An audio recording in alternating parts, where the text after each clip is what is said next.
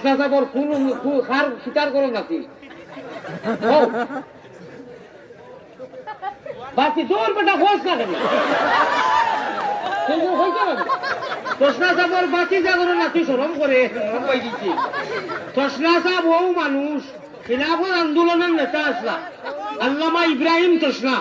গোটা বাংলার আপনারা নতুন প্রজন্ম হলে কইতা হলতা নাই বাকি আনিগুলো আমার সারাই কইতে পারবা ব্রিটিশের লোকে লড়াই করা মানুষ